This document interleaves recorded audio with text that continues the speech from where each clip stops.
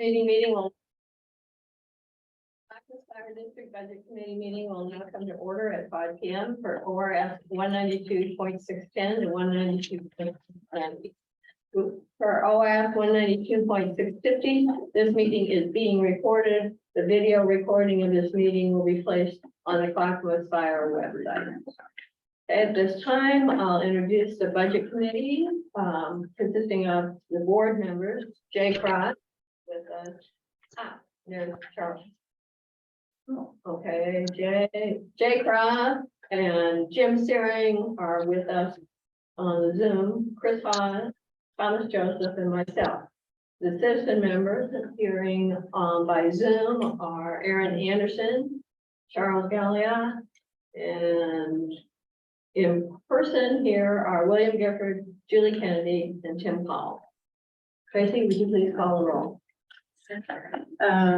Jay, can you hear us? Yep, Don. Yep, I can hear you.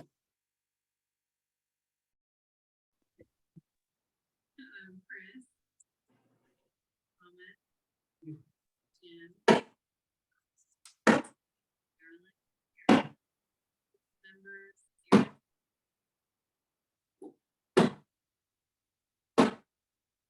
Aaron, you're muted. Would you unmute? I can hear you if you're calling me. Okay. Charles, Mr. Gallia. Oh, I'm here, but I'm having difficulty hearing. William, Julie, Here. and Tim. Here. Nominations are now open for the position of Budget Committee Chair. I nominate Tim Powell as chair. Okay, I second that. the nominated and second that Tim Powell be the chairperson for the Budget Committee. Are there any further nominations? Nominations are now closed. All in favor of electing Tim Powell to the position of Budget Committee Chairperson, say aye. Aye. Aye. Aye. Aye. Aye. Aye. All right. This time. Oh, you get to take over. Oh, alrighty. Okay, so I guess we now get to elect a secretary, recording secretary. So do I have a word? Do I have a word? Is there an Yes, a appointment motion. or is there a nomination? Recording secretary. Did I hear that? Sorry. Yeah, so recording nominations are now open for recording. Thank you. And I would nominate William Gifford. I second that. We have a motion and a second. William Gifford. All in favor, say aye. Aye. Opposed? Aye. Aye. I should slow down my speed. Okay, thank you. It sounds like William made it. All right, so we are now at opening remarks with Chief Nick Brown. Awesome. Thank you so much. Appreciate everybody's willingness to join us today and your buy-in with Clackamas Fire family and willingness to donate to volunteer your time to participate in this. It's been a busy last 12 months. I'm excited for CFO Whitaker to walk you through some things. But before I turn the time over to him, I just wanted to really say thank you for all you're doing and helping us move forward as an organization. Marky. Sure. Okay, then I will take over and kind of do the budget message and an overview of the budget. I have a presentation put together to walk through the high points and some of the things I want to highlight. I think that can be an open dialogue as I go through. If you have questions on that particular topic, feel free to interrupt and let me know. And then of course, at the end of the meeting, we can have some general discussion. Per ORS, we need to provide an option for public comment. And then hopefully the goal, the intent is to wrap up in a single budget committee meeting. And so we would approve the proposed budget and the tax rates at the end. So without further ado, we'll go ahead and get started. And you guys should have a copy of, those of you who are in person, You can also follow along here with the handout. So first of all, as Chief Brown said, I want to thank everybody for being here tonight and participating in the budget committee and taking the time to review the budget and represent the citizens of the fire district. The role of the budget committee, especially for our one new member, is to provide input, ask questions, and propose changes to the proposed budget. This is the public's forum for commenting on the budget, any concerns or questions or changes.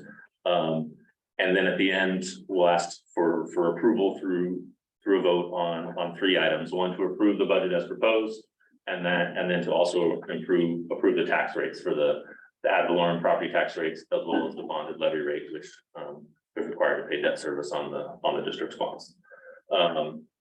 Next slide, please. So just a quick overview of the budget. I went through it and tried to think about, well, what are the themes we're trying to present in the budget this year? And the first I would call out is promoting, responsible, sustainable growth of the district. We are fortunate that the voters approved our levy last week for 52 cents per $1,000 of assessed value. And that's going to allow us to expand our emergency services and our staffing. We also entered into a intergovernmental agreement with Sandy Fire District back in February that will begin July 1st. And that will also increase the district's footprint as well as increase our staffing, as we'll be absorbing or inheriting 16 employees from Sandy Fire. So what that means from a budget perspective is a large increase in our expenses to accommodate those new staff, and also a big increase in our revenue from the levy funds and from the IGA. But thinking about being responsible and sustainable is to make sure that we use those funds wisely, and that we stay within our means, and that 5 years from now, when we look to renew that levy, we can go to the voters and say that we've done what we promised and seek approval at the current rate. So that's some of the growth that you're seeing. Another theme, I think, is investing in our people. It's been a tough few years, I think, for Clackamas Fire. I think, across the region, they, particularly with our employees, they went 1 year without any wage increases. Non-represented staff with no step increases. Last year was just a 1% COLA. In addition to that, we've had targeted layoffs, eliminating certain positions or not filling certain vacancies. And so just asking more of our staff and straining their capacity. So when I say invest in our people, one, that means compensation, right? So there's a 3% COLA that's included in the budget that will apply to nearly all employees. But on top of that, we're also absorbing some staff from Sandy, including admin staff, that will help improve and increase our capacity to meet the growing services that we're providing. And we're also going to invest a little more in training, travel, conferences, things like that, discretionary things that during some of the last few years in the budget crunch, those are the first things to be cut. And so trying to be able to increase those opportunities to develop and allow our staff to grow. The third big theme, which we'll touch on, is investing in our capital assets. That was another big goal of the levy. And there's a pretty substantial investment and increase in capital spending to get at both a backlog and address some of the future need we have within our capital replacement. And then the last one I wanted to talk about is establishing a resilient budget. And what I mean by that is a budget that can absorb shocks, absorb changes, right? We don't know in May what our challenges and what the budget's going to look like, say next April or next June. And I think our practice has been to max out our resources in our proposed and our adopted budget, so that or maybe be over optimistic about our revenues or over optimistic about our ability to control expenses. And so then we find ourselves mid-year in a budget crunch where we either need to do mid-year reductions or move resources around to keep the budget balanced, or if we get unexpected revenue, rather than being able to add that to a surplus, we have to use it to cover unexpected overtime or unexpected healthcare cost increases, right? So when I say resilient budget, what I mean is that trying to avoid that scramble and be able to absorb the unexpected within our budget, so that when we do get that unexpected one-time revenue, it adds to our beginning fund balance and adds to a surplus that we can then move to capital investment or whatever the board and fire chief's priorities are, rather than having to use it to plug a hole that's sprung somewhere else in the budget. So I've got a few examples in here that I'll talk about that, but that's just one of the goals is to pass a balanced budget and keep it that way, and hopefully in the year with a surplus, because we've seen, as you'll see on the next slide, a declining beginning fund balance, a decline in our ability to fund assets, and trying to build that back up. Any questions before I move in on kind of those themes and where we're headed? Cool. I have one question, Mark. It came back. This $14+ million revenue through the levy, is that each year or is it a 5-year period? That's each year. Yeah, so over the 5 years, we're estimating it's gonna average about 14.5 million a year. In the first year, it's in the calculation, it's just under 14 million that we're estimating the levy will bring in. But yeah, it's annual. Sorry, any other question? Well, just riffing off of that, do we have the same issues regarding collection? That is to say, we're estimating 95% for our regular property tax collection. Do we have a similar issue with the levy, or is that just kind of, you got them by the short hairs? No, it's the same issue, same tax collection, same tax bills, right? So if you, both on page 32 and 33 of the budget, for those that have it, I show kind of the calculation for the property tax collections. But we're assuming a collection rate of 95.25% for both the levy and our regular permanent rate. And that's a little lower than what we estimated last year, and just what we've been getting the last few years. And that's just an expectation that we'll see a little bit of decline in collections, both due to some of the issues in commercial real estate and inflation and other things for homeowners that might be struggling to pay. So Thank you. yeah. So Mark, will you be talking later about the capital asset purchases that are proposed? Yes. Thank you. So this slide here just shows beginning fund balance. I won't spend any time on it. It's pretty boring. But the key takeaway is that the rapid drop in beginning fund balance that we saw has slowed. But it's not increasing. We haven't had surpluses yet, as we've spent down some of our one-time funds. And it's still not as high as we need it to be to meet board policy. It may still not be high enough to avoid having to at least consider issuing tax anticipation notes. So this proposed budget does include interest costs in case we need to go with tax anticipation notes. I'm hopeful that come the fall, due to the money coming from Sandy and Gladstone, that we'll have enough cash that we won't have to do tax anticipation notes, but it'll be close again as it's been the last few years. Question? Yeah. Are we on beginning fund balance now? Yeah. Because I had a couple of little notes on here in the budget document itself. The first paragraph ends with, however, beginning fund balances are just an estimate. How close is that estimate historically? That's a great question. I can say last year I was off by $500,000 roughly. Percentages sound better. Yeah, well, $500,000 of what ended up being 21.7. So I mean, there's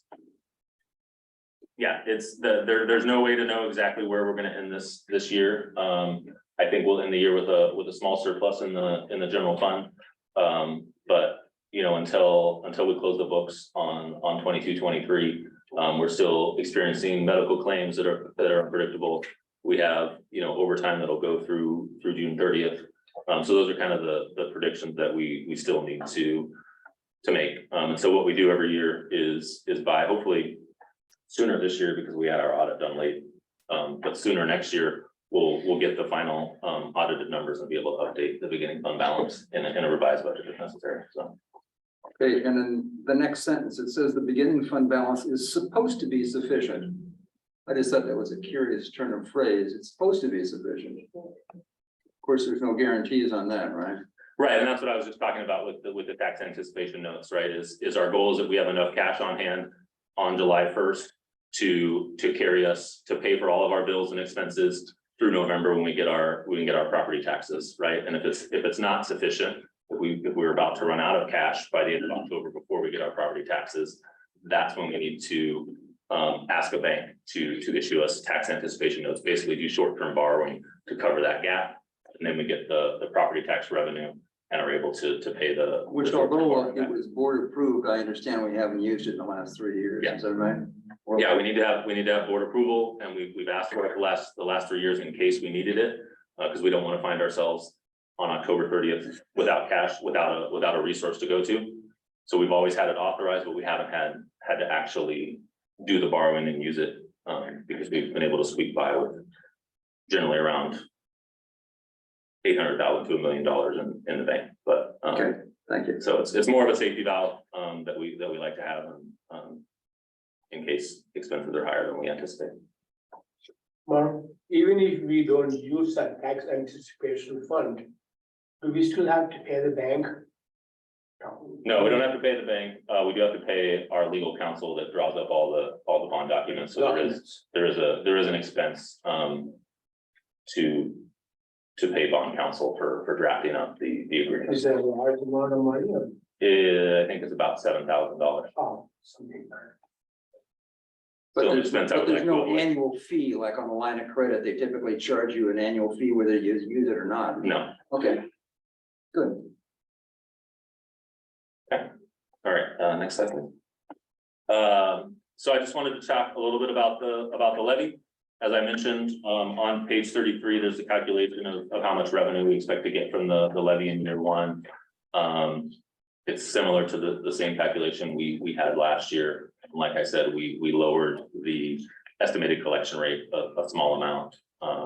The other difference with the levy as opposed to our permanent rate is a little bit higher loss to compression, where you have certain properties that are now exceeding the limit on general government tax rates, and so those taxes would be what they call compressed. And so that estimate is something I worked on with the county assessor's office to figure out what compression might look like under the levy.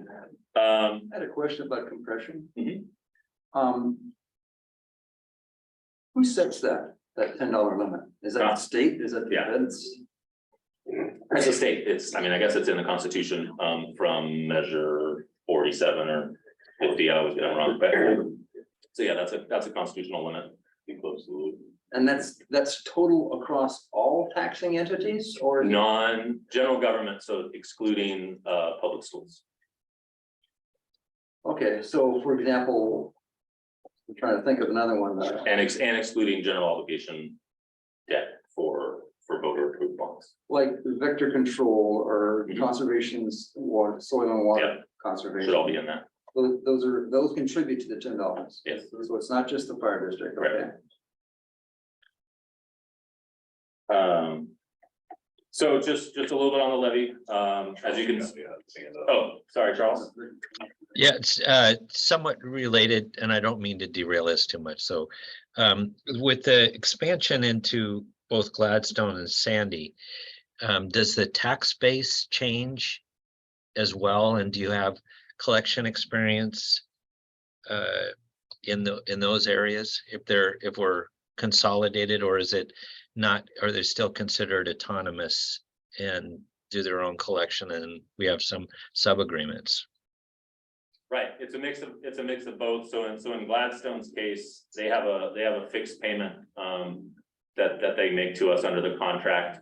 Although it's how that payment grows from year to year is based on how much their assessed value grows. Right, so we set the amount for 2022-23, and then the amount they pay us in 2023-24 is that 22-23 amount plus whatever percent their assessed value grows, right? So we benefit if Gladstone's assessed value grows at 4% rather than say 3%.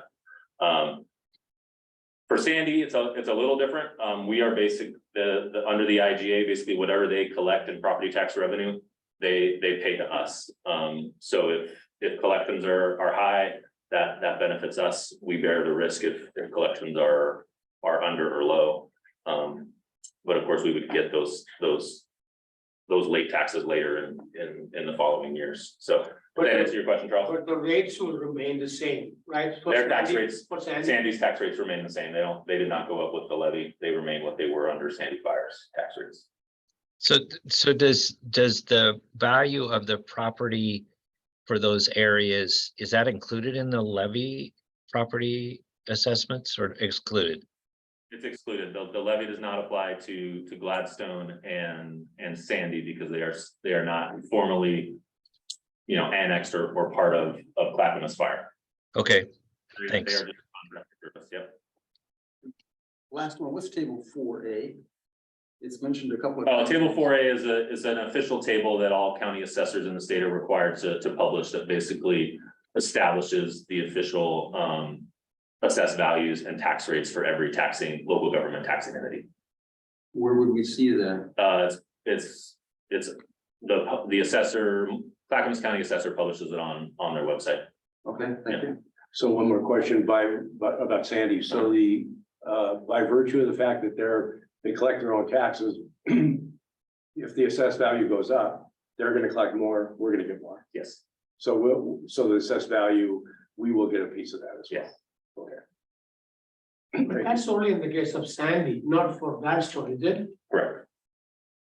Well, Ish. it kind of is for Gladstone too, right? Because the amount that they pay us is based on their AV growth as well. Yeah, you end up Yeah. the same place, Yeah. two different paths, Yeah. basically. Yeah. So the proposed uses for the levy are shown here. I hope, everybody is familiar with what was proposed in the levy. But essentially, the intent of the levy is to eventually fund 62 firefighter positions. Obviously, we can't hire that many firefighters at once. And so another goal of the levy is to add to our capital improvements. And so as is detailed in the budget, say in the first year, we plan to hire 2 academy classes of 12 each. So we'll fund 24 firefighter positions. And then the remainder of the funds are available to be transferred to our capital replacement fund to invest in needed capital assets. And then as you can see in the graph here, as we hire more and more firefighters, there's left available to transfer to capital, the orange portion of the graph, until towards the end of the levy, we're almost exclusively funding positions and costs related to those and less capital. So that money is held, so we'll always have that money that the voters voted on to hire new people. We'll always have that available, even if it goes into capital. Yeah, the capital will be a one-time expense, and then in the following year, we'll get the next round of levy funding through property taxes to support those positions. Okay. At least in the 5 years that the levy is Right. available for. Other than that, I mean, I think, I can't answer tonight, when stations are gonna open under the levy, when station 12 or 13 is gonna open, what engine is gonna get that 4th firefighter when. That's a conversation that operations and Chief Brown are gonna have over the coming weeks and months. It also depends heavily on where we are in terms of our existing staffing, in terms of retirement and resignations, right? So the 2 academies of 12 that we're hiring, that's not just to fund levy positions, that's our regular hiring as well. It needs to fill any vacant positions we might have due to retirements or resignations or things like that. But hiring 24 a year, we would hope that by the end of year 3, all of those 62 levy positions are filled, assuming we don't have a high number of retirements or employees leaving. So that will be developed as we get more information on. But the priority is to fill the stations to maximum if possible. I mean, other than the 2 volunteer, are you gonna try and staff it fully as a priority? Yeah, the priority is a mix of both. So it's the intent and what we promised taxpayers is a wall-to-wall service level increase. And so as we are infusing those positions, it's based off of NFPA 1720, and that's one of our guides to help quantify, because every community is gonna say, how come I'm not first? So we're quantifying it based on 1720. So that plan will be delivered here in the next few months or so. But what you can count on is 24 firefighters every single year until we met the obligation, because that's internally what we can onboard capacity wise. Chief, are we committed to buying the quick response vehicles? That we have that? Small vehicles? The Q, are we, I just missed the first part. I heard quick response vehicles. That's all I heard. Yeah, Are we committed to buying them?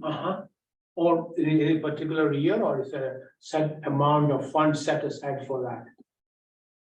I think yes and yes. We are committed to doing that. We have some vehicles currently that can be utilized for quick response.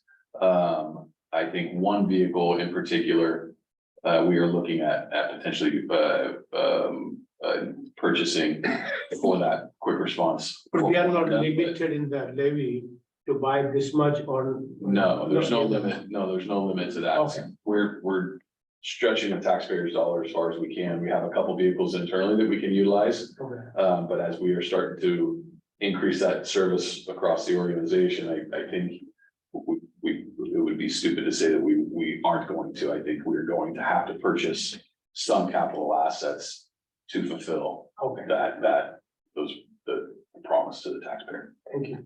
Listen, I think that's a part of the problem I have with this budget is because in the capital purchase section, it's 4 fire rigs and a heavy rescue and then staff vehicles. And there's no mention of any quick response vehicles being purchased with the bond, with the levy money, which is part of the sales pitch that went out on the levy, saying Well, we are gonna buy it. If you look at it, we also have one vehicle that is currently gonna be put into play and be able to be funded through the levy starting July 1. And that's gonna be 24/7. So it's a light rescue. It's rescue 16 that can be put into play. So it's all in what you want to look at it, Marilyn. We have a vehicle that's meeting the obligation. And as we continue to grow that, we're going to purchase additional vehicles. Similar. Yeah, well, I don't know that. I think it's gonna be different. I think you're gonna see a diversified look at this. I think organizationally and operationally, that's my call. As far as the quick response unit, you're gonna see a couple maybe ambulance looking vehicles. You're also gonna see a potential for a suburban style, or you're gonna see, that still remains to be seen. We're trying to see which one is the most cost effective and meeting the mission. It's really to get into the weeds, because that's kind of a weeds question. It's easy for us to get mission drift in the fire service. We try to do more with less, right? That's what we try to do as service providers. This specific vehicle is targeted on being that quick response vehicle. So speccing it out, making sure we get the right one is gonna take a little bit of time. And so, But these are the kind of I know it's going into the weeds, but at the same time, when we are confronted by the citizens, these are the answers we need to know. So the first answer is this is a 5-year levy and this is the first budget. correct. And So- specifically says it will buy 4 fire engines and 1 heavy rescue and a bunch of staff cars. And then, Next year. and then it says there won't be any more from what Mark said in his budget. Because the capital expenditures will eat because they'll decline. I think 24, 25, and 26 showing capital assets for the ability The to. orange line, I think we can get to the capital plan, and I think this is a good discussion to have Later. when we're there and we have it in front of us. Thank you. And I can explain some of that and. We'll, no. Yeah, I think that's right. All right. Any other questions on just this part of the levy? no, Aaron here. I think I do have one. Actually, I'm not sure if it's the right place or not, but in addition to the suppression staff, those additions, what about investigations, inspections, those kind of things? Are we going to start filling the voids where those have been stagnated too? I think the priority for levy wise is the 62 positions that we promised the taxpayers to do, Aaron. Not as we get relief in the general fund, that's when you can start seeing potential increases in other places. But the priority is going to be meeting the obligation to the public that I promised. Gotcha.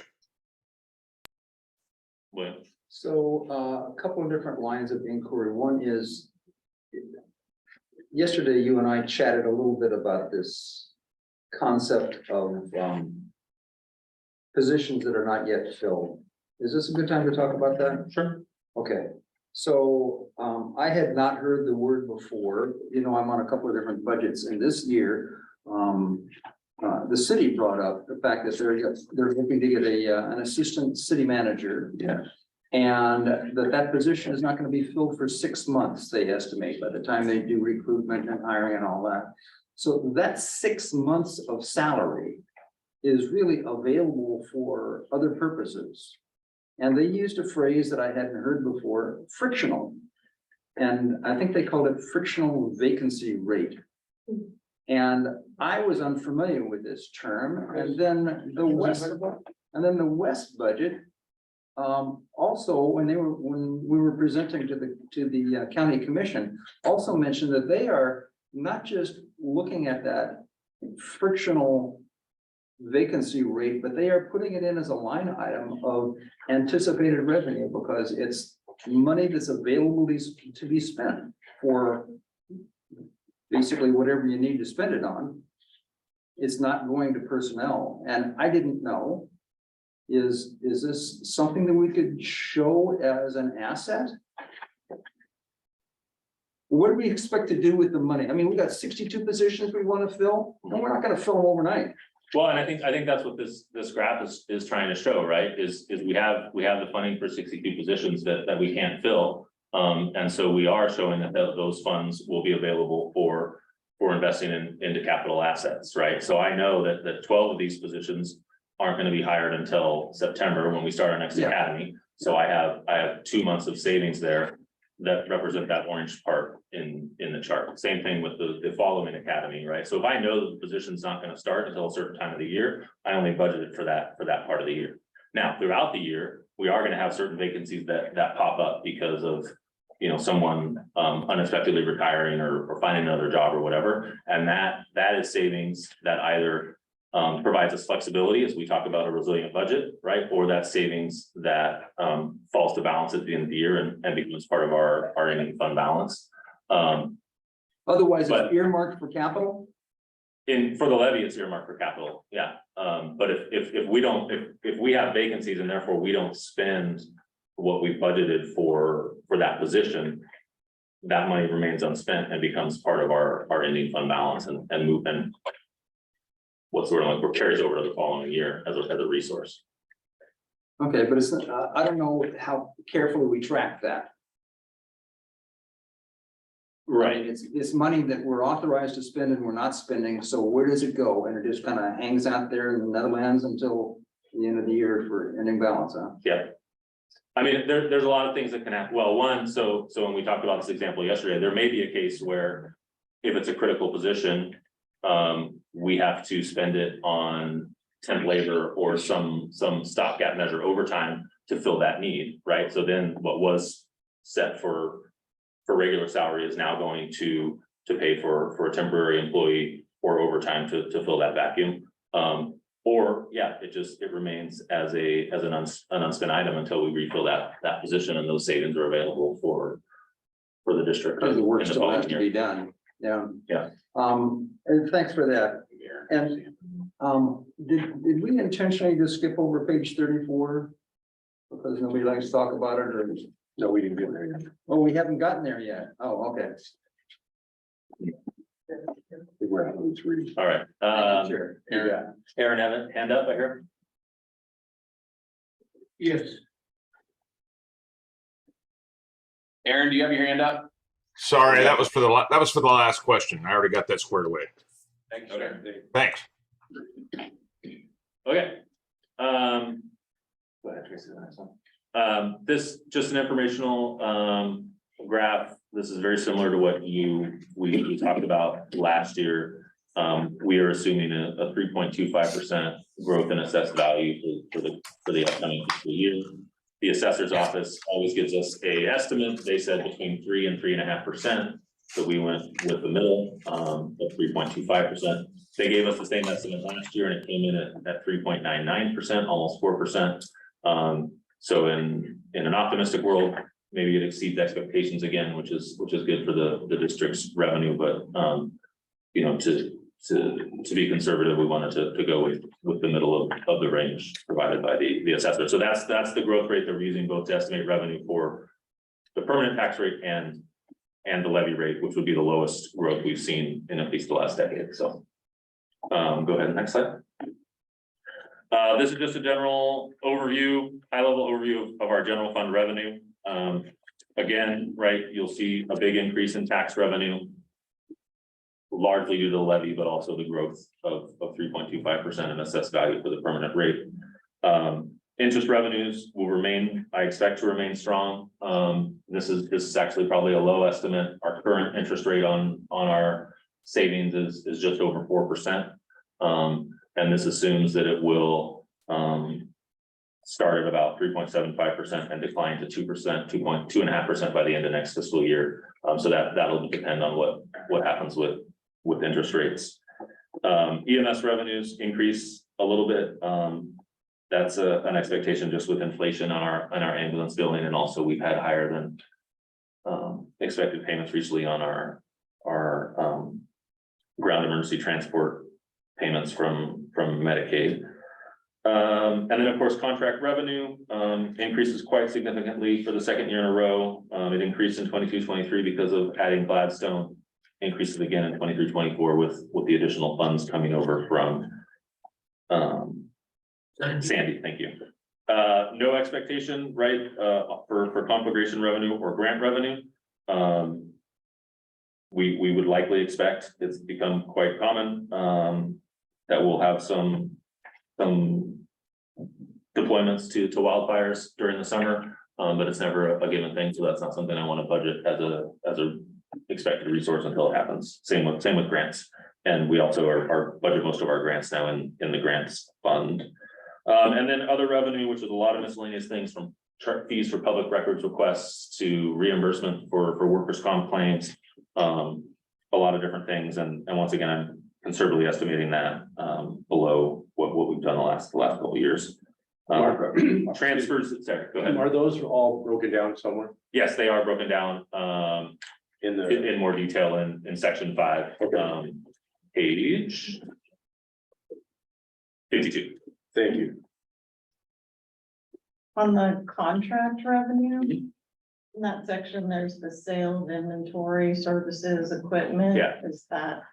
So that's under contract revenue because it's called sale of inventory, services and equipment, and that's just a line we use that our fleet shop uses to bill the departments we have fleet IGAs with. That's what they. So the Canby and. Yeah, Canby, Aurora, Woodland.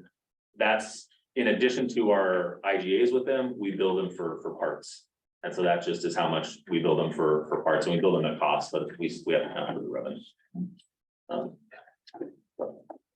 Thank you. Yeah. Excuse me, this graph is on page 35, but at the top of page 36, it says for fiscal year 23-24, the district is budgeting $1.25 million for transport revenue. So that's subsumed somewhere in the EMS revenue. Yeah. Where's the other million one coming from? So, and that's on page 52 again, right? So we've got that 1 point. So under EMS revenue, there's kind of 4 different categories there. We're expecting the 1.245 from and that's a little different from the number and the thing there, but from transport revenue. So that's our billing for ambulance transport. Above that, we have the $925,000 in GEMT revenue, which is a state Medicaid cost sharing program that we receive payments from. The AMR through our contract with them reimburses us for some medical supplies. That's the $132,000 above that. And then we have the ASA revenue, which is an agreement correct me, through the ambulance service agreement where we get certain payments. So all of those are grouped together as EMS revenues. If you do any cost recovery billing, Mhm. where does that land? Cost recovery is in, I think it's in other revenues. Yeah, it's in the middle there under other revenues. I just have it budgeted at 5,000. It's line item 4538 service cost recovery. And so we do for certain larger incidents, hazmat incidents, we'll bill insurance companies for certain cost recovery. So.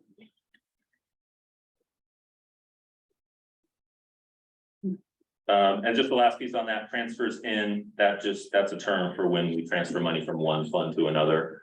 So in this case, Fund 80 is our wildland mitigation fund, which funds Crew 30. That does a lot of wildland mitigation work as well as wildfire response.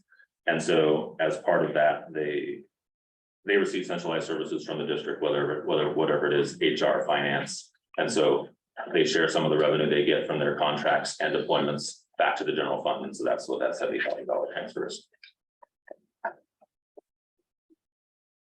So that's a high level overview of our revenue expectations for the general fund. Any questions before I move on to the next one? Okay. The next slide is just general fund expenses. I'm actually gonna probably just skip right through that because I go into detail on all of those in following slides. So Tracy, go ahead and move forward. So this slide breaks down personnel expenses. And as expected, right, when we're absorbing 16 positions from Sandy and adding 24 positions, although they won't be full year positions. From the levy, right, we see an increase in salaries. And of course, with that comes an increase in payroll taxes, PERS contributions, all of the associated benefits.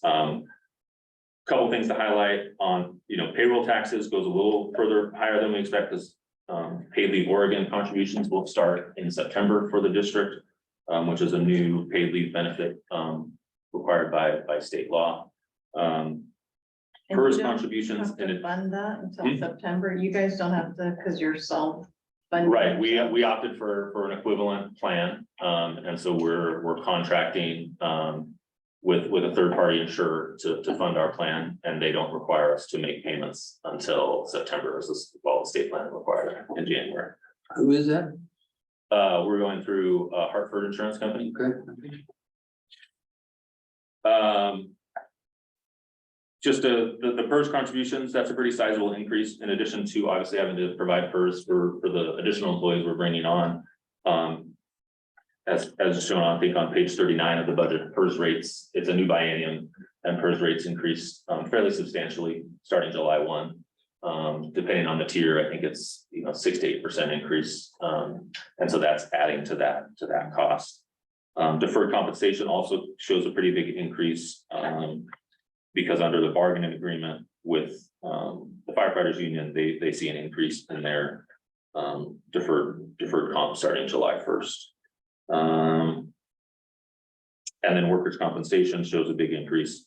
That's based on the information provided by our insurance agent to expect that workers' comp premiums are expected to increase due to increasing claims. Pretty much across the state so we've penciled that in. We won't know that final number until later in June when we get that presentation and bill. So go ahead, next slide. Do you know our experience rating? I don't off the top of my head, but Have you mapped out anything as tier 1 people start falling off? And some of the tier 2 guys, are some of those PERS contributions gonna go down for you guys? yeah, they will. I think it's mentioned in here that it's not a huge, we don't have a lot of tier 1 and tier 2. What did I say? It's only 16% of our workforce. So we won't see a huge change in that. It's not big, and especially as we if we hire all these new folks under the levy, we're just gonna see a larger and larger percentage that are already off service, so. Okay, just wanted to touch on operational replacement, which this year is budgeted at 7.4 million. For those that aren't familiar, operational replacement is essentially overtime that the district pays to backfill suppression employees when they're on vacation, sick leave, out for injury. Basically, anytime there's a vacancy in a fire station, and in order to maintain our minimum staffing, we need to fill those shifts. And if there's not a person available on regular salary, we pay overtime to fill those shifts. It's a cost of doing business across the fire service. And as long as we want to maintain minimum daily staffing, it's going to be a cost that we need to bear. And there are ways to minimize it. And the main way to minimize it is with adequate staffing, right? If we have enough employees to cover shifts, to fill every shift each day, then we're only paying operational replacement for folks that are on leave or sick leave or whatnot, right? But when we run into a situation where due to injuries or because we are behind on our hiring or we had unexpected retirements or resignations, now we're having to pay overtime, not just to cover those people that are on leave, but just vacant positions that are available that day, and that drives up costs, right? And so that's where, you know, we talk about making sure that we're planning out our staffing, that as we build up for the levy, we're filling those vacant positions before we add new positions and trying to minimize what's happening in ops replacement. I have a question about that. Yeah. So you have the difference between operational replacement and overtime. You have two separate accounts. Yes. You have two separate budgets for Yeah. that. How do those play together? That's Yeah. the part I had a hard time. Okay, so operational replacement is overtime. It's overtime to maintain minimum staffing and backfill positions in the stations, right? The overtime budget that we talk about separately, I think is more discretionary, right? That's overtime that someone gets when they go to a training, or when we need our mechanics to come back on the weekend to fix a broken down rig, or Teaching in the academy from Right. off duty. right, bringing someone in on their off day to teach in the academy. That's what's falls into the overtime category. And it's obviously a much lower budget item. Yeah. Well, thank you. That clears that up for me. I kept looking at that. And I'll have another question about that later on, because I also saw that in another piece. And I was like, well, wait a minute. What's that? How do these two work together? Because when you add them up, it's a huge amount of money. Yeah. And you think, well, wait a minute, I mean, it's overtime, but clearly not. And so I added this. Oh, Excuse me, back on page 37. The penultimate paragraph talks about the fact that Clackamas Fire is limited in how many firefighters it can recruit. And my question is, by whom is it limited?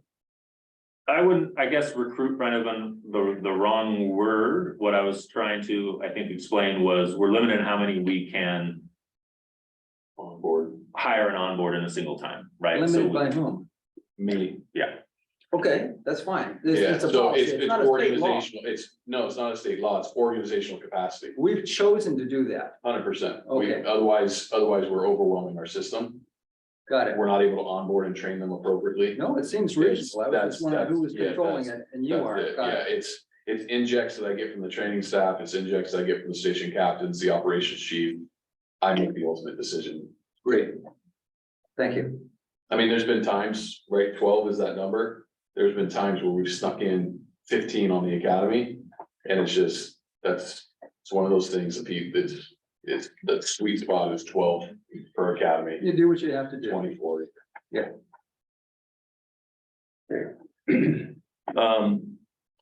Yeah, so I think, you know, one of the things I just wanted to stress with this slide and this graph, right, is as you can see from the graph, where we've under budgeted for operational replacement pretty much every year, right? And gone over budget. And I was guilty of it last year as well, right? I thought we would see a decrease in leave coming out of COVID. And that we would have some of the adequate staffing that we needed, and we didn't. Leave usage did not decline.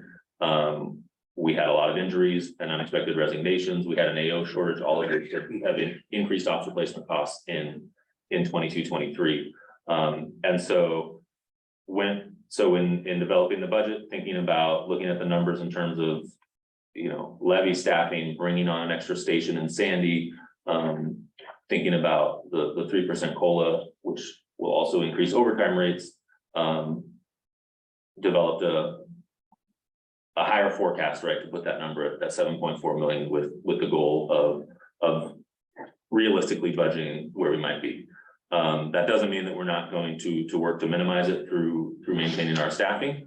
But, and this is what I was talking about earlier about resilient budgeting, right, is that getting that number as close to right as we can at the beginning, so that we don't have to scramble mid-year to find cuts or other things. And so because what we've had to do in all of these previous years is we see this trend of ops replacement exceeding the budget. And so by December or January, we start to look like, okay, where can we make mid-year cuts? Where can we take revenue from or savings from to fill this gap? And trying to get away from that trend and have a budget that's realistic and able to absorb it. Can I dive in for 1 second? Yeah. The other thing that's we're budgeting for is conflagrations. Does that make sense? We are anticipating it being a busy fire season and helping the state, which we get reimbursed for. But the true number is what that forecast is, even though some of that we have a high potential of getting reimbursed for. And Are you our tracking with what reimbursement, I'm saying? Is that Yeah. making sense? does our reimbursement get us back 100% or? Yeah, we get reimbursed for the overtime that we pay the employee. We get reimbursed for the overtime for their replacement. Oh, great. So the state and reimburses 100% port to port. But what we've always done is we've that number's a wag to try to, so we budget, okay, we think it's gonna be 4.9, and then we have a busy summer and we are supporting the state. And That's how just, prompt is that state in compensating us? you're gonna pay us. And what's their collection rate? No, it's usually within the same fiscal year, within 3 to 4 months. So they give you time. You got to fill out a bunch of paperwork, but never had a problem getting the funds from the state. Good, thank you. Yeah. Hey, Mark. It's- Oh, can you hear me? This is Jim. Yeah, go ahead. We got you, Jim. Oh, I just, you made a comment that brought back a memory and I just wanted to make a comment on it.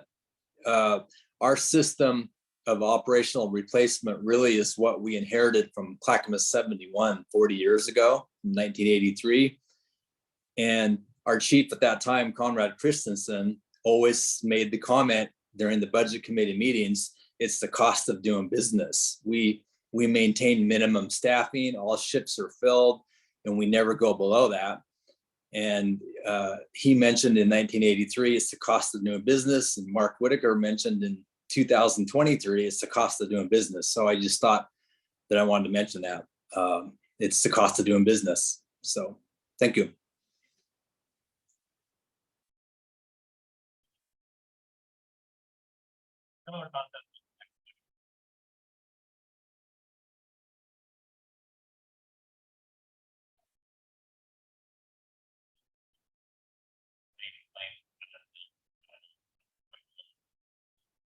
If someone's talking, I can't hear them.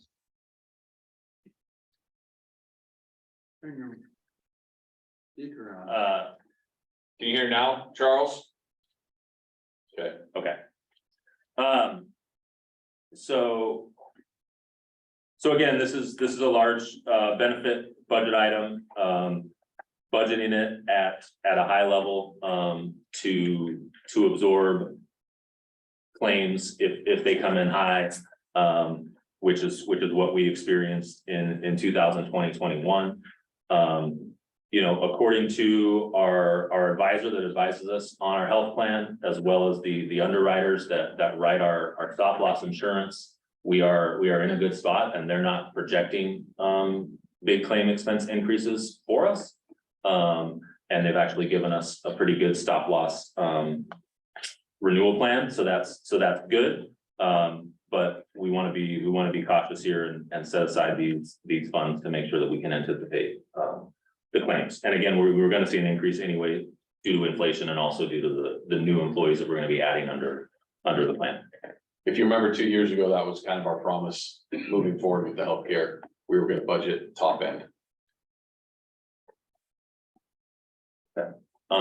And then the next big group of expenses is materials and services, which is all the goods we buy, everything from, electricity to, tools, IT services, whatever. So, and that is also showing a fairly large increase. Again, approximately 500,000 of that are materials and services to support the Sandy stations and the Sandy contract. We also have a one-time payment to C800, which is the local, I don't know how to describe it. That's why it's not in the glossary. So it's the emergency. Yeah, it's the emergency radio system that is run by, basically managed by all the different emergency service providers in the county.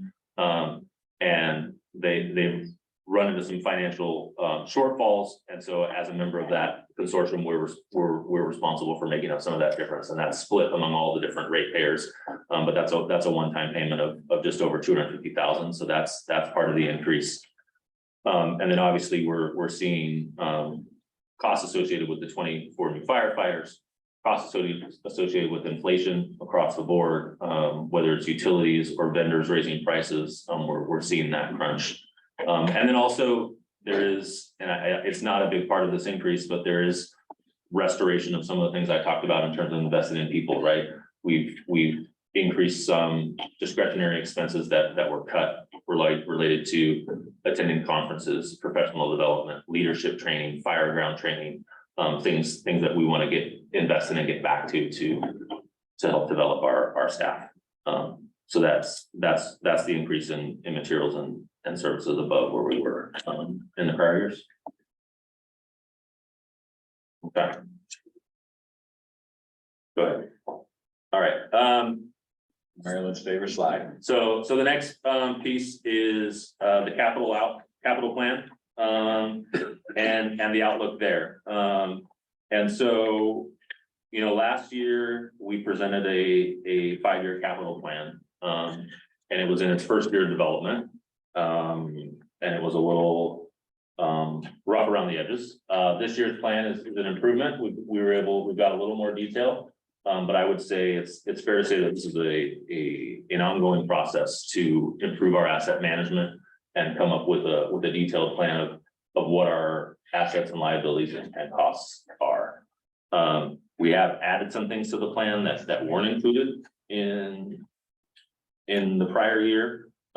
Most notably, we've been working with our IT team to get a better understanding of IT replacements related to computers that are reaching the end of their useful life and other IT equipment. I've added a separate line for turnouts, which is the protective gear that the firefighters wear in a fire scene.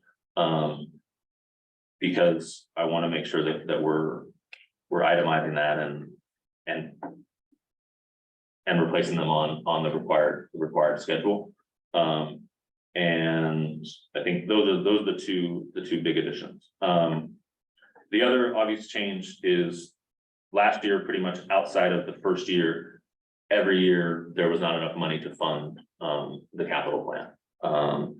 And the infusion of funds from the levy changes that, right? So we are able to fund the items that we need through most of the plan.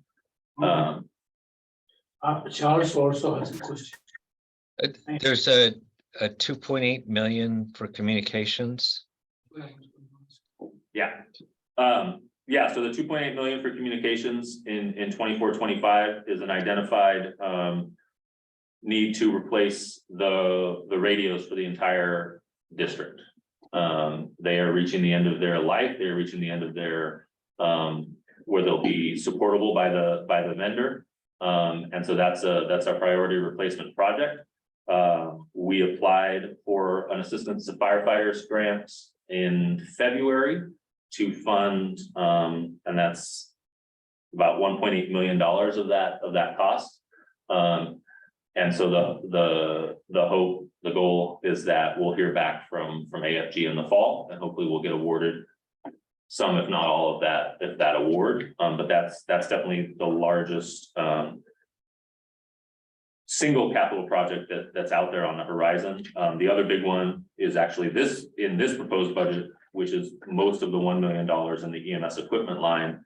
And that's to replace all the district's cardiac monitors. And we did already receive an AFG grant, Assistance Firefighter Grant, to fund over $900,000 of that project.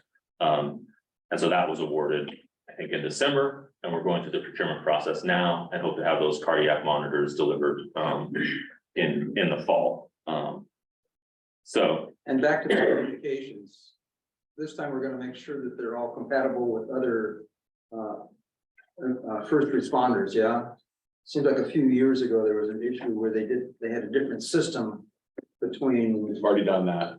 Yeah, Yeah, so if the new stuff is coming in, it's also gonna be compatible. Okay, C800 did that. Yeah. thank you. And then we have a redundant system as well, since that conversation with the BK radio specifically to talk to the federal partners. So, Okay. yeah. Thank you.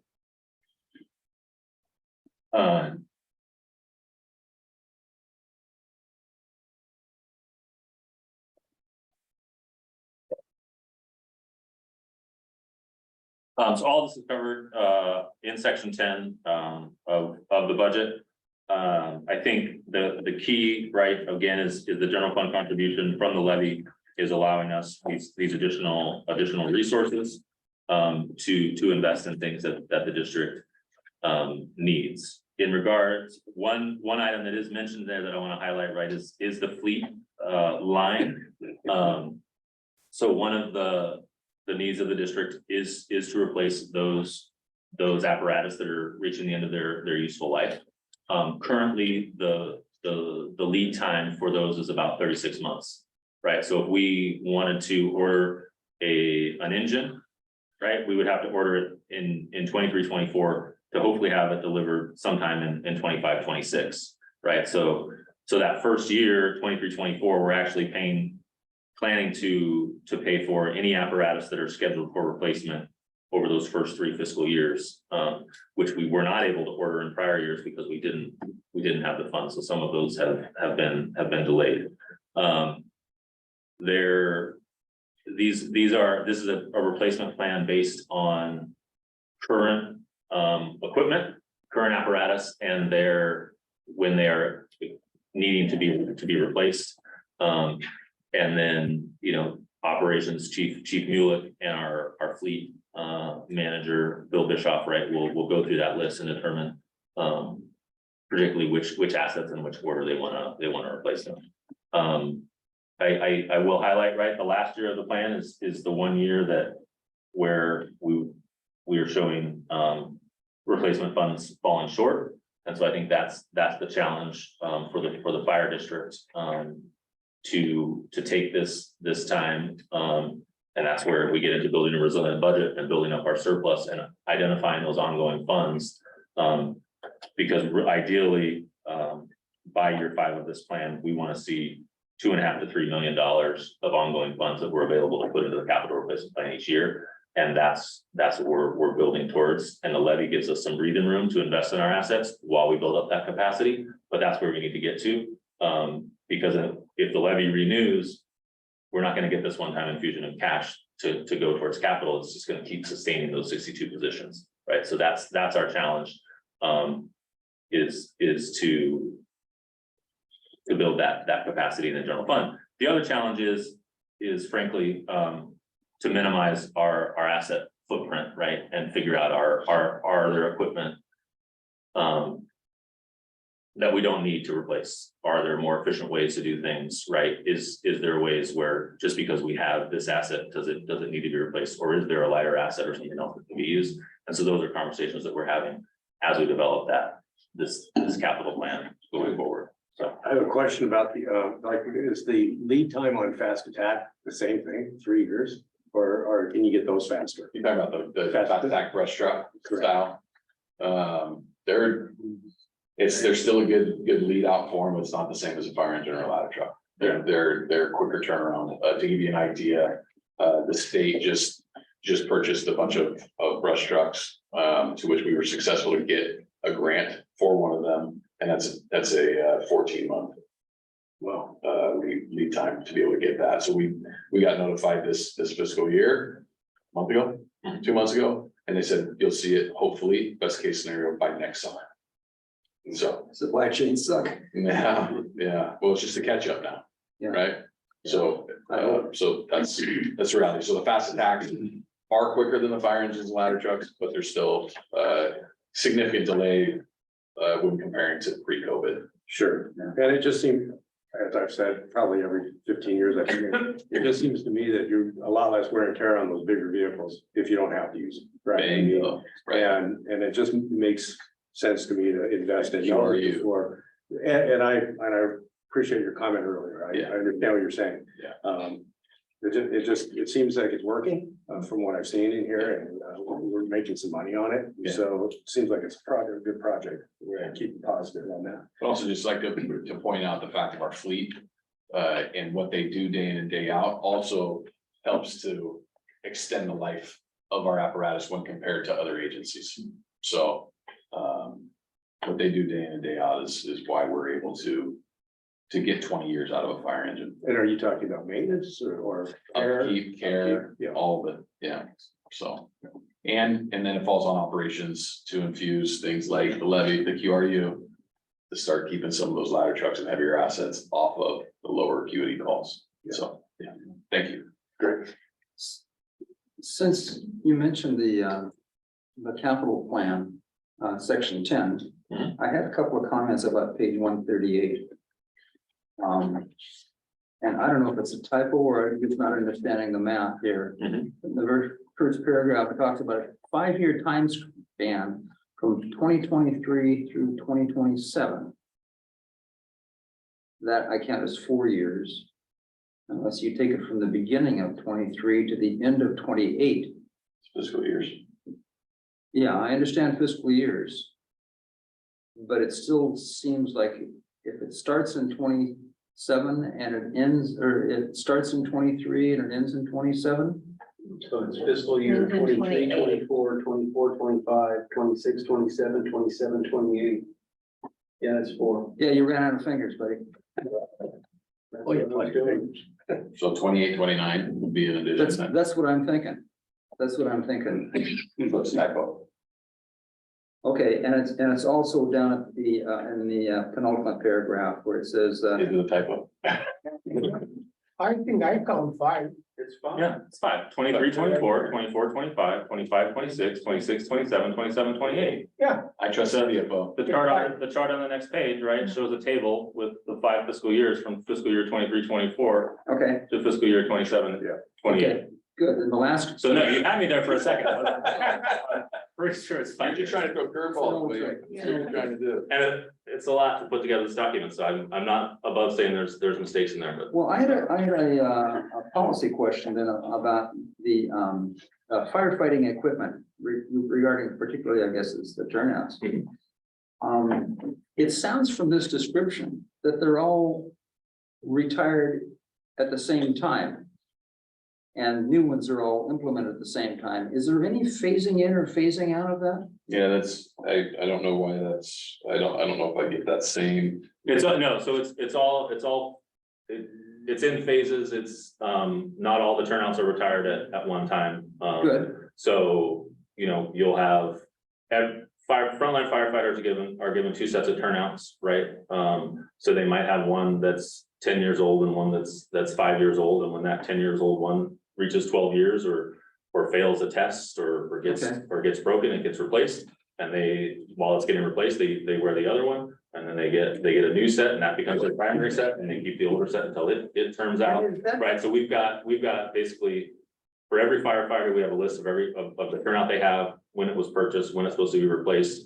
And so our logistics managers is gonna go through that and replace them when they're scheduled to be replaced, and that's gonna vary across the Okay. district. And so what you see in the capital plan then is a plan, the money needed to replace each turnout as it expires or reaches its 12-year life. So it's got a guesstimate of 12 years life, and is it because the length of that expected usage that is considered a capital? Yes, yeah, so an individual set of turnouts, right, does not meet our capital threshold, which is $5,000. Yeah, An individual set is just over $3,000 now.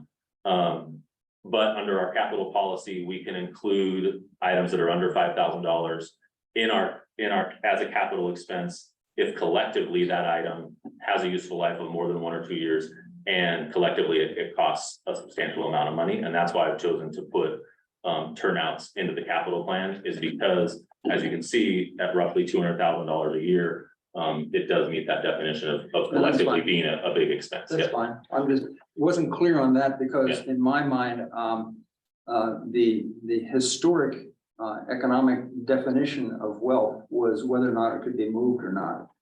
And I mean, if you have property, you could be a very wealthy person, but you can't take it with you if you move to another place. Whereas if you had a chest full of jewels, yeah, you can take that wherever you go. And those two different types of assets, two different types of wealth, or why in a lot of languages they've got a different word for furniture and real estate. One's movable and one's not. But that's more clear to me. Thank you. Charles? Yeah, under the facilities, I seem to recall that Station 15 was gonna be, I don't know if it was retired or moved or closed, or our lease was up, and I thought it was just would be coming up in the next year or two. So am I misremembering that? Grab that. No lease up. We have a indefinite lease. It's a building that is a beautiful building. We love being in it, but it is a very old building. That is something that the fire district is looking at. We are not in the position currently to build a new fire station. So we've been talking a lot with Oregon City, but yeah, we're in Station 15, Charles. There's no lease up, there's no risk of us being evicted from that building. No, I understand that. But I thought that there was a discussion about replacement. At least 2 years ago, when I first came on, that it was one of the items for consideration. You're spot on, Charles, and it still is. It is the oldest fire station that we have and one of the oldest operating fire stations on the West Coast. So 25. it's a risk and it's a concern, but at this time we are going to be staying in the fire station. Okay. Great point.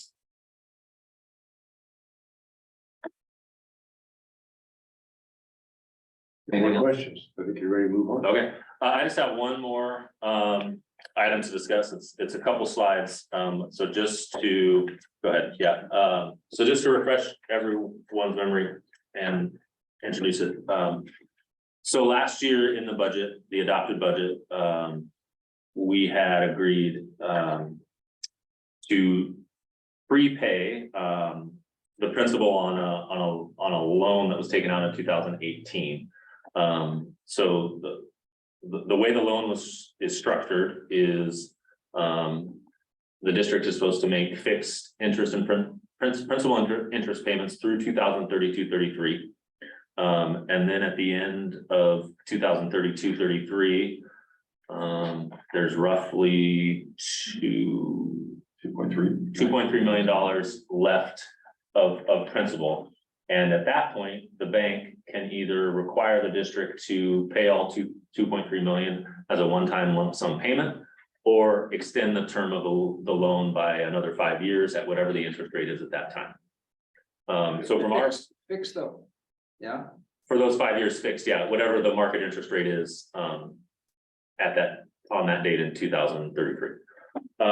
And so from our perspective, that balloon payment risk, that interest rate risk, continuing to hold that debt on the books was not something that we we wanted to do, because we want to clean our books of the debt. We don't want that potential balloon payment looming over us. And so we developed a plan. The loan allows up to a 10% principal prepayment each fiscal year, on June 15th. And so, you know, as you can see here, the original plan was to pay that 10% prepayment through 24-25, a smaller additional prepayment in 2025-26. And then if we did that, those prepayments along with our regular principal and interest payments through 2032-33, the loan would be fully retired in 32-33. And we wouldn't have that debt or that risk of additional payments for the balloon payment. So what I'm proposing, and so that plan is what you still see in the proposed budget that was delivered to you. What has changed since last year, and really honestly in the last few weeks, is the interest rate environment, right? So the interest rate on the loan is 3.89%. Right now, the interest rate on our savings is 4.05%. Alternatively, right, we could take funds and put them into a 6 to 9 month treasury or a CD and earn above 5%, right? So I don't think that any longer, at least currently, it doesn't make sense to pay off a 3.89% loan with cash that could be sitting over here in a savings account earning 4 to 5%. So what I'd like to propose, and the recommended change here, is that in a few weeks, we don't make the $560,000 payment that is budgeted for fiscal year 22-23. And instead, we delay any prepayment until June 15th, 2024, basically putting it off. And then we'll be able to reassess next May, June, what the interest rate environment is and whether it makes sense to do a prepayment then, or not. And this plan only costs $6,000, right? And how much interest would we make? Fine. Right. Yeah, so the interest on the 560,000 or even the whole 1.4 million, if we're able to set it aside. I don't know that calculation, but it's going to exceed the additional cost, right? Because the interest rate is higher. We would hope, yeah. Yeah. And if we locked in the rates, it would definitely be higher, but I do expect interest rates to decline, and I think this plan will make sense again in the following fiscal year. But it made sense last year, but in the current environment with the interest rates, it kind of seemed foolish to move forward with that payment next month. It's common sense in a sense like paying off mortgage 3%. And instead of that, we are investing that money and making 5%. Yeah, right. Yes, common sense. Thank you, Mark. Yeah. Why didn't we think of that? You just go to the next slide. Oh, So the proposed change, my proposed change to the proposed budget for you to approve tonight, right, is essentially, we would not make that 560,000 prepayment next month. So that would mean that instead of our beginning fund balance in this fund being 2.8 million, it would be 3.36 million, because we're going to have 560,000 that we didn't spend this year, right? And then instead of making a $450,000, potentially making a $450,000 prepayment next June, we would increase that budget to 585,000 because the principal would be a little higher, and we would be able to make a bigger prepayment. So I just wanted to highlight that for everybody, and make sure that we were all on board to move forward with that change to the proposed budget. sounds good. I'd like to have at least a guess as to how much we're saving. Okay. All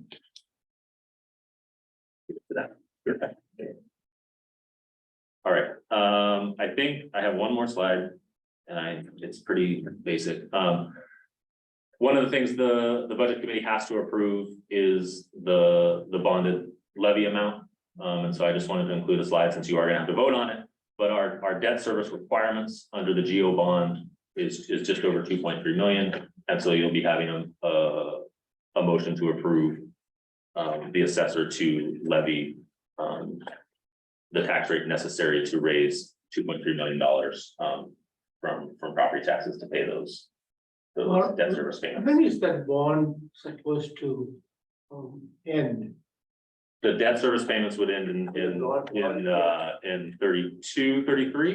Is it the same as the previous payment you were talking about? Yeah, That is the bond money we are talking about? No, no, sorry, the This last is the payment. loan, right? no, right here, this specific is the bond. Oh, What we yeah. were talking about before was the loan. Correct, I understood that. So when does this end, do you know, 2031, 32. is it? So what is the rate What is the rate? charged to the taxpayer? On the bonded debt levy? Yeah. That's 10 cents. It's under 10 cents. Maybe, it can't be more than Right. that. So it was 8.46. Yeah, so they more six. So it'll depend on what our assessed valuation growth is, right? So Very the assessor has to do that calculation of, based on our assessed value, what's the rate they have to charge to raise this amount of revenue? Last year it was, I think, just above 8 cents. And so I would think it's gonna be roughly in that range again. So that is tied to the assessed value, Right, the bond rate, yeah. you know that.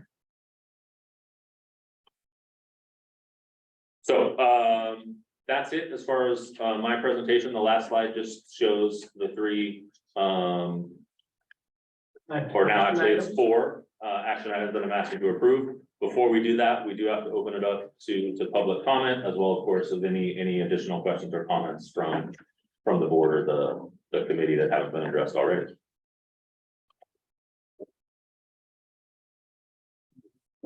And receive. Did you get that too? What is that? It was a public Email. comment, Uh-oh, it's in this, Oh, so, So yeah, in the packet. Let me see. so this is a public comment, which I guess is. Ah. Okay, so when we get to that. And we did have public comment that came in, on via email and, the chairperson's gonna read it. Okay, this is public comment. Paul Ellison in Milwaukee.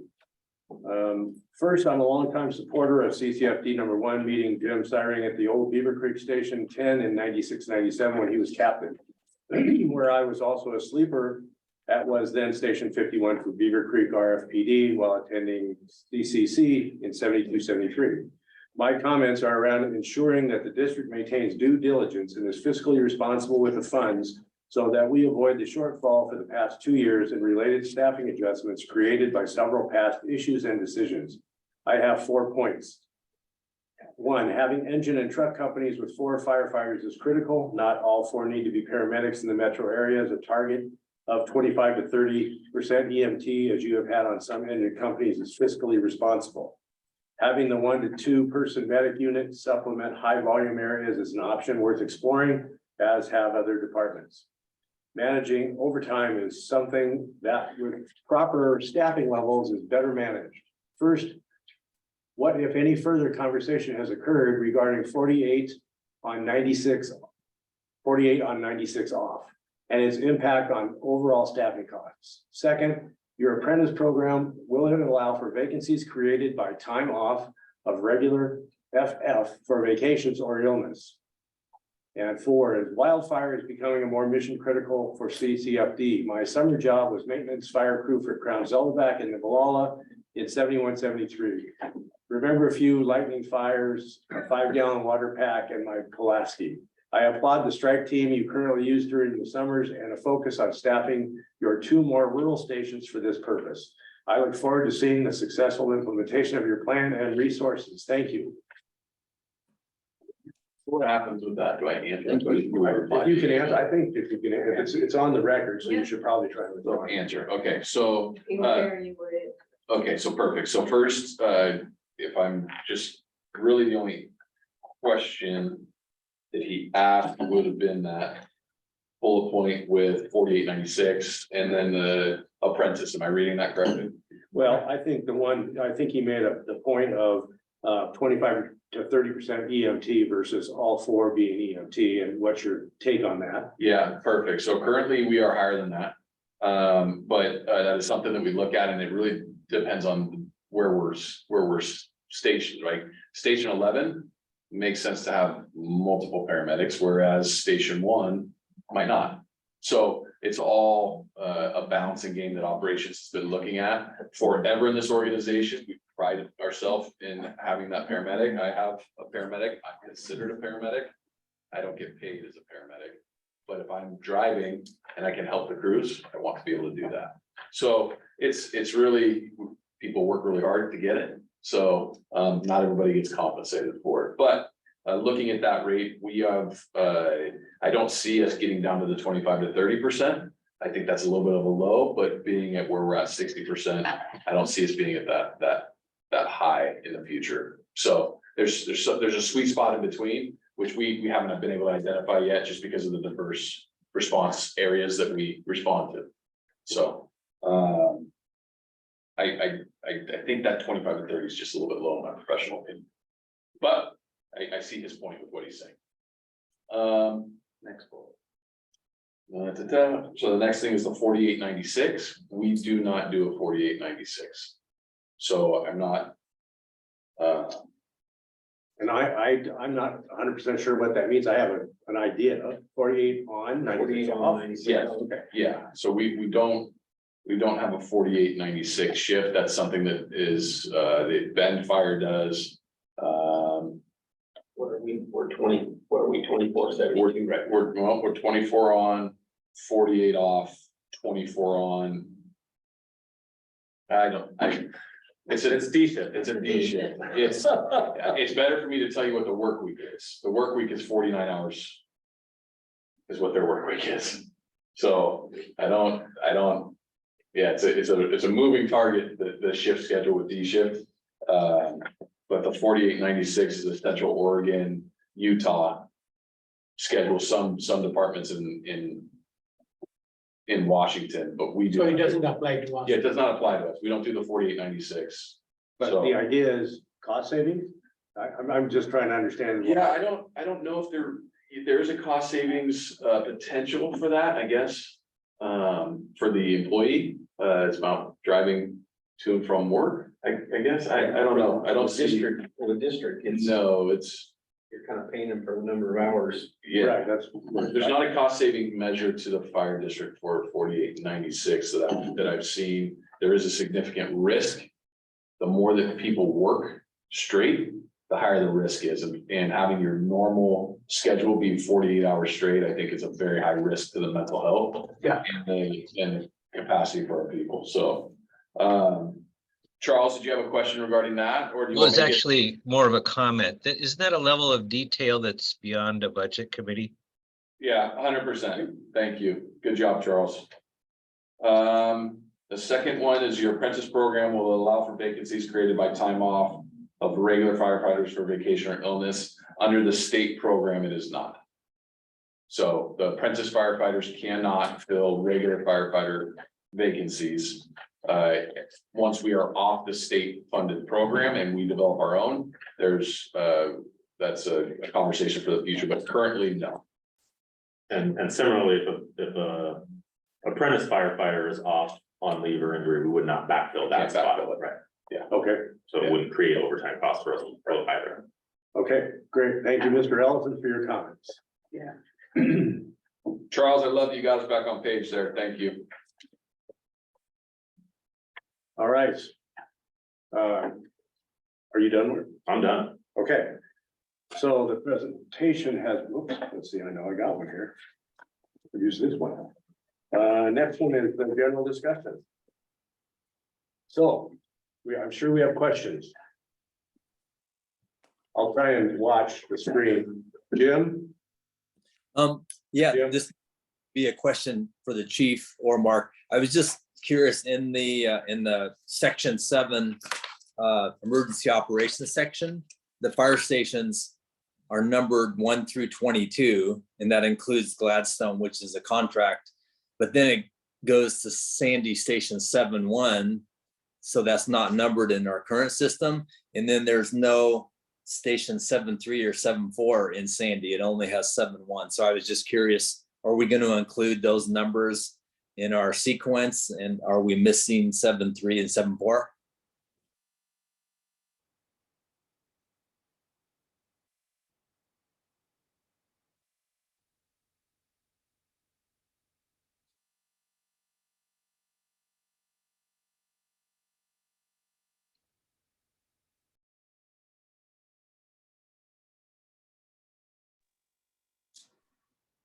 I think you're silent. At least I can't hear you. Yeah, I Can- can't hear him either. I can't hear him either. Yeah, so you're not, there's no sound for any of us. Jim, can you hear me now? Yeah, there we go. Okay, try go again. Well, I'll just echo what he said. So if you flip the page, you'll see volunteer stations. For the purpose of budgeting, all the volunteer stations are budgeted in that line item. The Sandy, but So the Sandy, 7.2 and 7.3 or 7.3, 7.4, which are budgeted in that line 101323. Oh, okay. So the reason that you see the number as you see it, Jim, this is a simple fact of engaging with CCOM and the numbering scheme. You will see 7.1 at the start of the contract. It'll probably change in midstream, but we did not want to throw a projected number up there until it's solidified with CCOM, and it's not solidified yet. So at the start of the contract, it's going to be 7.1 for ease of budgeting. We kept the 7.1 figure there. It will align with our numbering scheme, just not effective July 1 when the budget starts. Okay, perfect. Thanks. And then I just had one last question for Tim. What was the name of that citizen that wrote those comments? I missed the name. Paul Ellison. Yeah, Paul Ellison, Ellison. Oh, yeah. So that's Jason's dad. Okay, thank you. Awesome. I have a question about Sandy. And because I was out of the country when all that happened, and I'm curious about one, is I noticed that you added a new line in there for Sandy board. Why is there a Sandy board if we are taking control of that program? And second of all, are they paying this? Are they paying the same as everyone else is paying? Or, I mean, it's by tax dollars for one thing, and then also, do we make money on this program, or are we just covering the costs? And everything else would be up to us in the long term? If you can answer that. Good questions. Good questions. So the Sandy Fire is entered into a contract for service for us, so they are still technically an independent fire district, and they still have an independent board, right? And that board has chosen to contract with us. So the board still exists. The board still has to meet to approve a budget, and approve certain expenditures and hear reports on how we're serving the district. So under the contract for service, we're providing all services to Sandy, including operating and basically funding their board expenses, right? Which is why you see that line item there. So they will still meet, they'll still approve an annual budget. We still need to do a financial audit at the end of every fiscal year for their finances. And all of that is funded under the IGA. Does that answer the first question? Yes. Okay. As far as their tax rate, Sandy's tax rate stays at its current rate. So it does not include our levy. And I want to say it's $2.17. And so they'll continue to pay that rate unless their board chooses to do something different in terms of levy or bond or whatever. So that is their permanent rate. It's fixed, and we get the revenue from that. Your last question.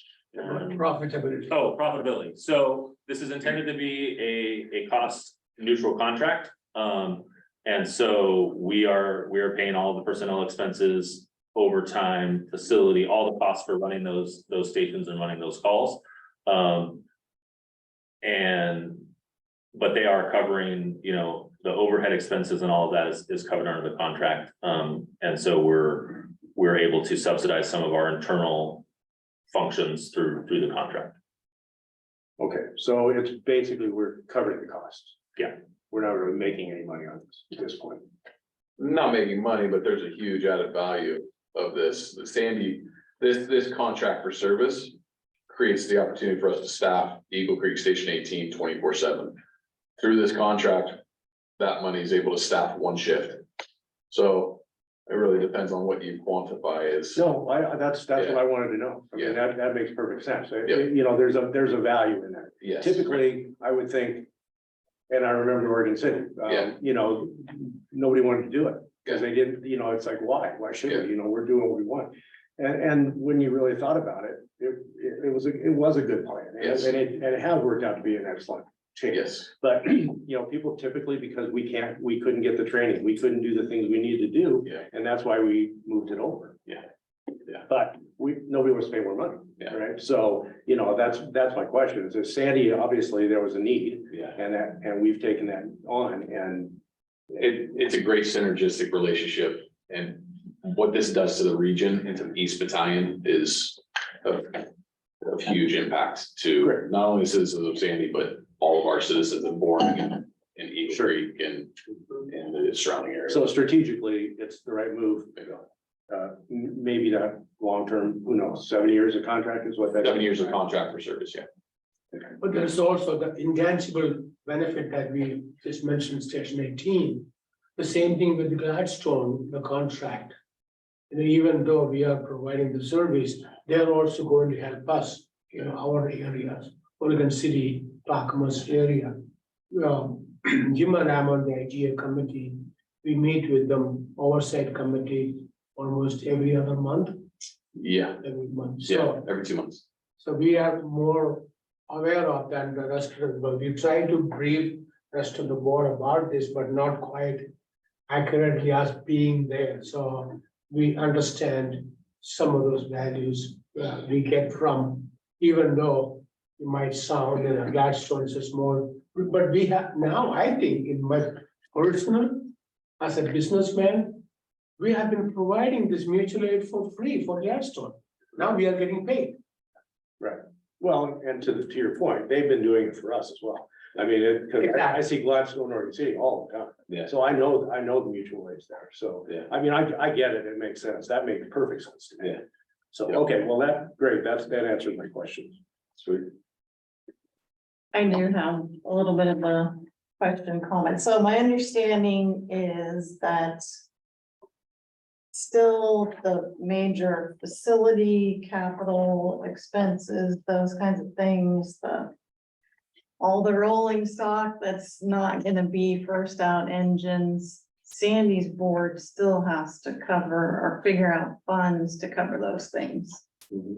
Right, so if they found their pot of money in a deficit, then they would have to get recommendations from you, like, how can you find money to go fund these things that are gonna need to be done? Right, so under the IGA, Sandy Fire District is still responsible for all of the capital assets, including the apparatus and the stations, major equipment, you know, cardiac monitors, I'm blanking on the other things, but FPVAs, right? So and that's part of the conversation we're having with their board now, is to develop their capital plan and how are they gonna identify the resources to fund those replacements when they come up. They're in a pretty good position in that most of their equipment assets are relatively new. So they have some time to build that capacity, but they recognize that as a challenge. That's one of the questions I always get when I go out there is, when are we gonna see this capital plan? Do we have enough money in our reserves to fund these things when it comes up? And under the IGA, we're required to have that for them within the first year. So that's something we're working on. We've also agreed, under the IGA in the first year to contribute from their property tax revenues, $50,000 into their reserves. Plus all of their reserves are invested and will be earning interest. So they'll be adding to the reserves that way. But it's gonna be an ongoing conversation for them each year. You know, how much money they have to put aside for those capital replacements. Cause I would say $500 is not enough money. Oh, this is just, Placeholder. yeah, these are just, that's just the cost to operate the station. So Sandy Fire has a whole separate budget that details their reserves. Their capital reserves, are just over 500,000 is what we have in there for 23, 24. And that'll grow to about 600,000 with interest and $50,000 contribution. But they're gonna have to continue to build that up because as we see in our capital plan, engines and station room upkeep as a council. So. Right. Please, go ahead. Thank you. First, Mark, a good job, both the presentation and the layout of it, and, I'll give you my typos later. I know there are some, I've already found a few, but yes, thank you. Thank you for not doing it publicly. But I struggle with this budget because I find this a very reactive budget. It's, we're gonna wait around and then we're gonna send fire engines out, or we're gonna do EMS responses instead of any proactivity. The dollars over the years, according to the budget, have eroded away from the community paramedic program, from fire prevention, from fire education. And I think it's, I'm looking hopefully that as we get these, what happened? Where did we go? As we go forward, that we will have a more proactive type of approach to our people that we serve, and not just a reactive one. And so, I mean, I understand this is the first year and we have limited sources, but when you see a 48% cut over a couple of years in fire prevention, I think there's an issue there. And I know you do the best you can with what we have, but the year over year numbers in those particular areas, and no increase in community paramedic services. There's still, I guess, only one. It doesn't say how many FTAs are in there, but it, based on the salary range, it would appear that there's one person that's doing that.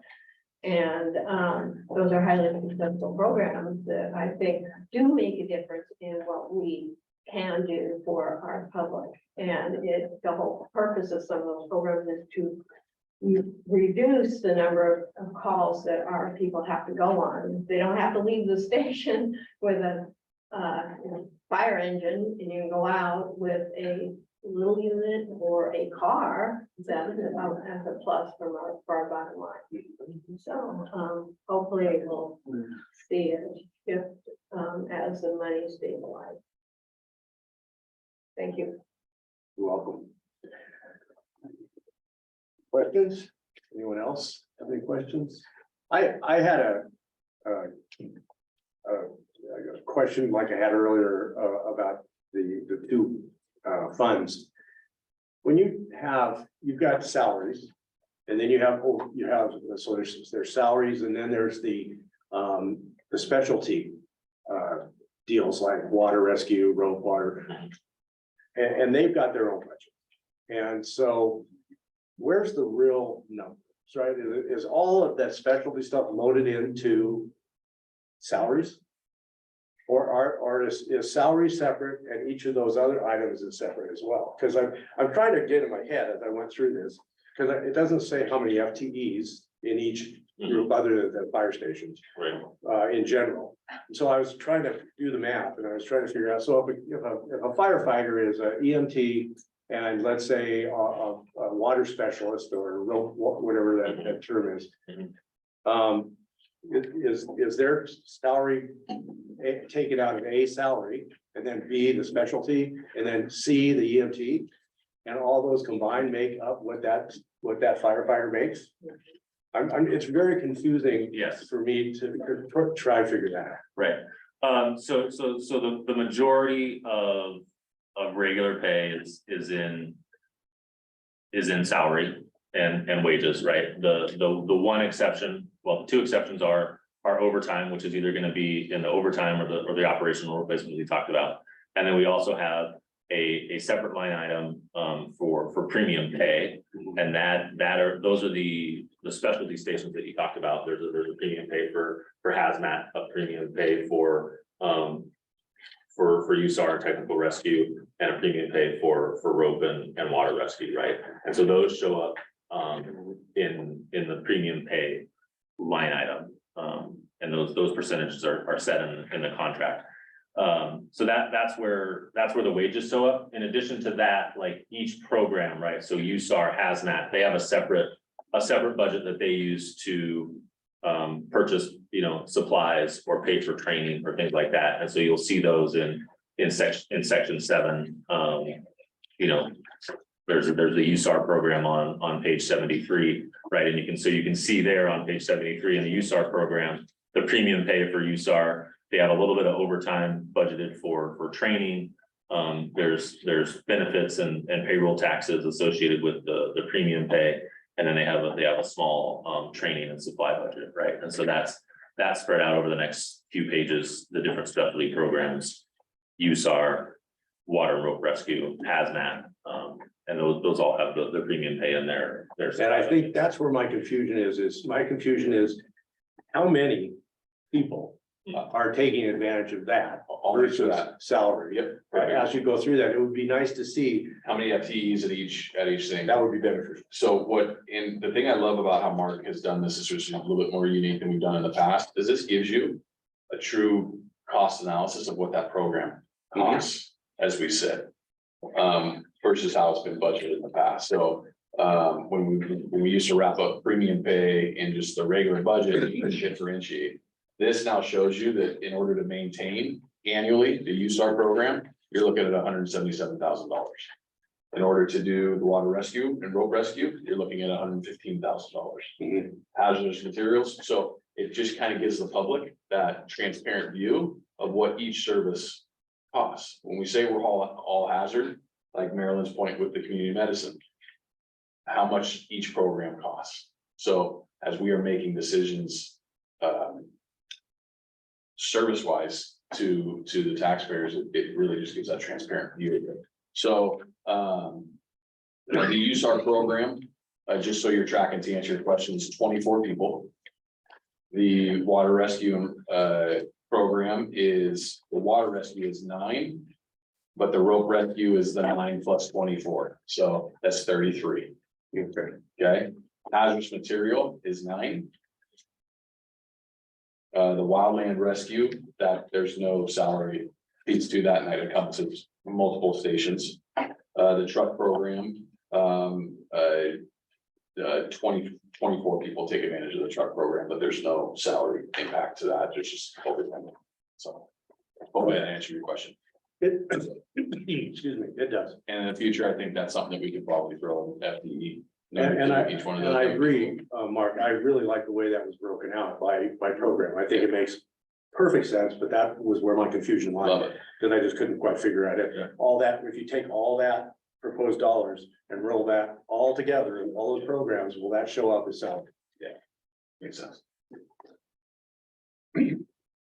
Okay, any other questions, comments? No, I'd just like to say, I appreciate the budget, Mark. I pulled out my budget from 4 or 5 years ago, and this is a whole lot easier to figure out. And I think it's forward looking, and it's given us a good idea of where to go. And I appreciate that you had to do 2 budgets this year. Yeah. A yes and a no version. And a Sandy. And the sand. In your spare time. But it looks really nice. I appreciate the numbers. We have to make decisions, and it's nice to be able to trust the numbers that get put in front of us. Thank you. Okay. No other comments. We'll move on to, I guess that's the end of general discussion. Do we have any other public comment? Anybody know? No? Okay. All right. So no more public comment other than the one we had received already. And moving on to approval of the proposed budget. And I'm open for Read this. How about read what? There's right here. I move to approve the Clackamas Fire District 1 permanent tax rate at $2.4012 per thousand assessed valuation for fiscal year 23-24. Okay, we have a motion. We have a second. Second, I'll second it. We get who that was. Thank you, Charles. All right, Charles, thank you. All right, we have the motion and a second. We will please roll the call. Call a roll. Call one of those. Board members, Jay, Yes. Chris, Yes. Thomas, Yes. Jim, Yes. and Marilyn. Yes. Citizen members, Aaron, Yes. Charles, Aye. William, Yes. Julie, Yes. and Tim. Aye. Okay, that was just the A, right? Yeah. All right, so now we need a motion to approve Clackamas Fire District One's voter approved local option tax levy rate of 0.52 cents per thousand of assessed valuation. $1.52 per thousand of assessed valuation for FY 2023-24. Aaron here, so moved. Okay, we have a motion. Do we have a second? I'll second. Do we have a second? Could you please call roll? Board members, Jay, Yes. Chris, Yes. Thomas, Yes. Jim, Yes. and Marilyn. Yeah. Citizen members, Aaron, Yes. Charles, Yes. William, Yes. Julie, Yes. and Tim. Yes. Okay, and last, we have approved a motion to approve the FY 2023-24 proposed budget for Clackamas Fire District number 1. Did you miss C? C. I missed C. I thought I just read C. Sorry. This is the. Yeah, approved Clackamas Fire District's number 1 levy for bonded debt, sorry, at 2.330300 for 2023-2024. Do we have a motion? So moved. And we have I a second that. motion and a second. Please call roll. Board members, Jay, Yes. Chris, Yes. Thomas, Yes. Jim, Yes. and Marilyn. Yeah. Citizen members, Aaron, Yes. Charles, Yes. William, Yes. Julie, Yes. and Tim. Yes. Okay, now we'll approve a motion to approve the FY 2023-24 proposed budget for Clackamas Fire District number 1. Do I hear a motion? I'll make that motion. Wait, I have a point of inquiry. There was a proposal amendment that was made regarding the debt payment. There was an adjustment to it. So I'm making the assumption that the budget includes the recommended adjustment to the payment for the debt that was recommended. That is true. It is as proposed. Yeah. Okay. Amended, as proposed. Yeah, and just to clarify, what we'll do is, I'll make that update in the online version of the document. Obviously, I won't send everybody new binders, but, the published budget, proposed budget will include that alteration and a small change to the narrative to reflect it, so. We have a motion on the board. And we do have a motion. Do we have a second? I Second. We have a motion and a second. Please call roll. Board members, Jay, Yes. Chris, Yes. Thomas, Yes. Jim, Yes.